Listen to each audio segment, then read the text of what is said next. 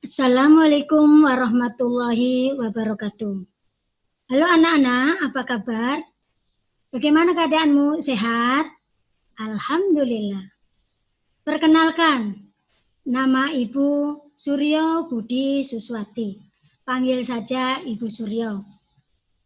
Ibu mengajar mata pelajaran IPS untuk kelas 7 dan kelas 8.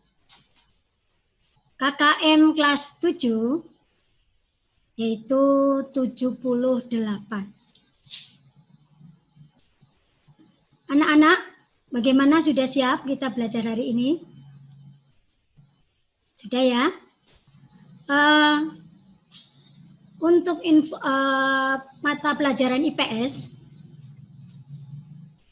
kelas 7, buku yang kalian perlukan adalah dua buah buku, yaitu satu untuk latihan dan satu untuk teori. Nantinya bisa kalian kumpulkan melalui WhatsApp, setelah difoto kemudian dikirim ke WhatsApp. Nah, anak-anak sudah siap kalian untuk belajar? Masih semangat untuk belajar? Oke.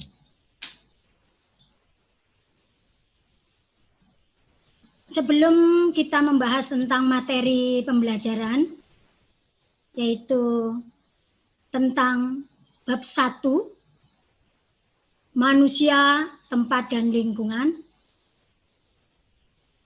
kita akan, Ibu akan sampaikan, yaitu mengenai tujuan pembelajaran. Tujuan pembelajaran yang akan Ibu sampaikan nantinya, anak-anak bisa menjelaskan atau mampu menjelaskan pengertian konsep ruang. Yang kedua, menjelaskan pengertian interaksi antar ruang. Untuk yang ketiga, anak-anak dapat menyebutkan contoh interaksi keruangan antara wilayah di Indonesia. Yang keempat, menjelaskan kondisi saling bergantung yang diperlukan untuk terjadinya interaksi antar ruang. Jadi materi untuk hari ini, dalam kesempatan ini Ibu akan merangkan tentang pengertian pengertian ruang dan interaksi antar ruang. Setiap makhluk hidup yang hidup di bumi ini memerlukan ruang untuk melangsungkan kehidupannya. Tanpa adanya ruang, maka manusia dan semua makhluk hidup lainnya tidak memiliki tempat untuk hidup. Nah, apa itu ruang? Ruang adalah tempat di permukaan bumi, baik secara keseluruhan maupun hanya sebagian, yang dipergunakan makhluk hidup untuk tinggal. Setiap ruang di permukaan bumi memiliki ciri khas yang berbeda antara satu wilayah dengan wilayah lainnya. Jadi tidak ada suatu lokasi pun yang karakteristiknya sama persis antara satu dan lainnya.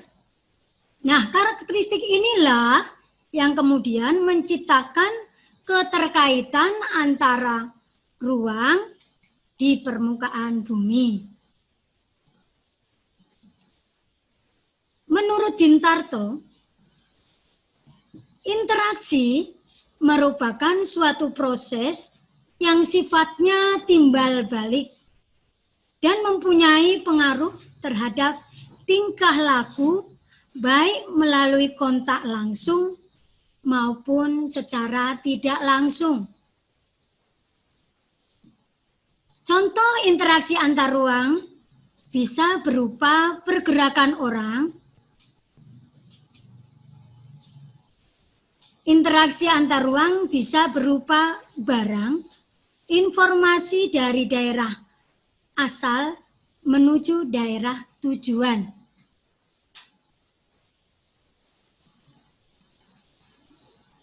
Ibu akan menjelaskan atau memberikan gambar, tuh contoh, kalian lihat, interaksi kontak langsung, yaitu interaksi yang terjadi ketika seseorang datang langsung ke tempat tujuan.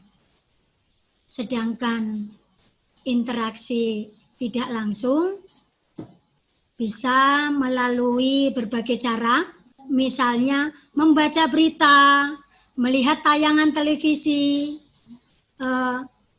melalui internet, dan sebagainya. Interaksi dapat terjadi dalam berbentuk atau dalam berbagai bentuk. Yang pertama, perjalanan menuju tempat kerja. Yang kedua, migrasi. Yang ketiga, perjalanan wisata. Yang keempat, pemanfaatan fasilitas umum. Yang kelima, pengiriman informasi atau modal. Dan yang keenam adalah perdagangan internasional dan lain-lain sebagainya.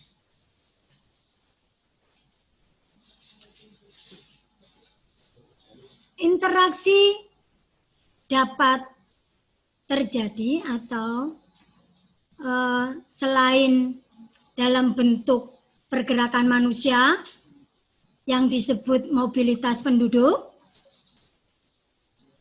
juga ada interaksi yang berbentuk pengiriman barang atau perpindahan barang atau energi, di mana yang disebut dengan transportasi. Sedangkan interaksi melalui perpindahan gagasan dan informasi bisa disebut dengan komunikasi. Ada beberapa kondisi saling bergantung yang diperlukan untuk terjadinya interaksi keruangan, yaitu satu, saling melengkapi atau complementarity. Yang kedua adalah kesempatan antara atau intervening opportunity.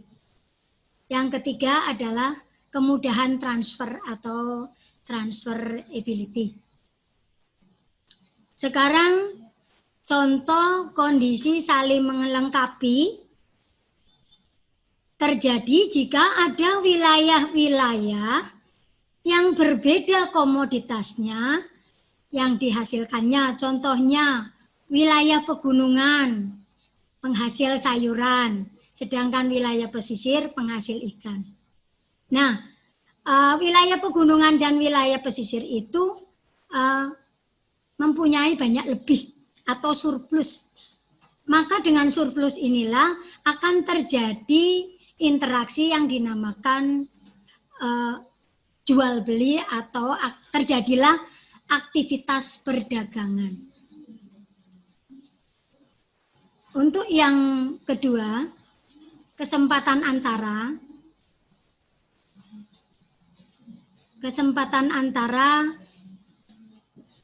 yaitu bisa terjadi, kesempatan antara itu bisa terjadi misalnya karena jarak atau biaya, ya. Ulangi lagi yang tadi, kesempatan antara atau intervening opportunity. Kesempatan antara ini merupakan suatu lokasi yang menawarkan alternatif yang lebih baik, di mana jika seseorang akan membeli suatu barang dan barang tersebut ada di tempat yang lebih dekat, maka Misalnya di wilayah Depok, seseorang membutuhkan kebutuhan hidup sehari-hari. Kemudian di wilayah, contohnya ikan. Kemudian di wilayah Pasar Minggu, itu ada menjual ikan juga. Tetapi karena di Lenteng Agung wilayahnya lebih dekat, maka kalian bisa membeli, mengingat ongkos dan jaraknya lebih dekat, kalian bisa memilih alternatif ke Pasar Minggu, Lenteng Agung. Jadi bisa kalian kasih contoh yang lain, misalnya wilayah mana yang lebih dekat. Misalnya di sini Ibu kasih contoh wilayah Tegal, ya, dengan wilayah Pekalongan. Kemudian ada yang lebih kebutuhannya atau sama di daerah Brebes misalnya, lebih dekat jaraknya, kemudian harganya pun sama, maka interaksi terjadi ini antara wilayah Tegal dengan wilayah Pekalongan itu berarti melemah. Yang ketiga adalah kemudahan transfer. Kemudahan transfer, biaya yang diperlukan tergantung pada ketersediaan infrastruktur atau sarana dan prasarana yang menghubungkan daerah asli dengan daerah tujuan. Nah, biasanya jalan yang rusak dan sulit dicapai karena mungkin jembatan rusak atau jeblos, maka alternatif yang dipilih atau jalan yang terdekat adalah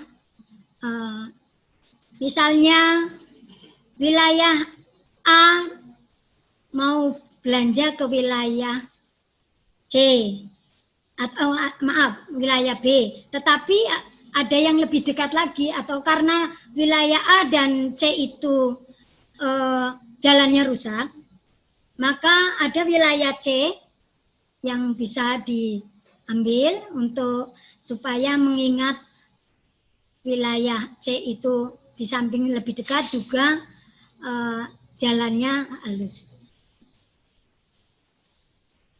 Demikianlah materi untuk pertemuan kali ini, dan bisa kalian mengikuti pembelajaran berikutnya. Jangan lupa melakukan protokol kesehatan, selalu cuci tangan, menggunakan masker, selalu jaga jarak, dan tetap di rumah atau stay home.